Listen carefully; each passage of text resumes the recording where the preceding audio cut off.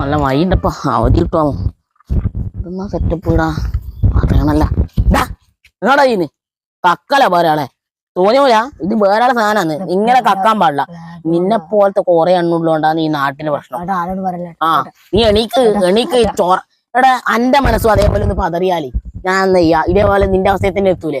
നീ മനസ്സിലാക്കണം. അങ്ങനെ നീയൊന്നും പറയണ്ട നീ ഇതാ ഞാനിപ്പൊ ആളെ വിളിക്കും. നീ അങ്ങനെ പറയണ്ട.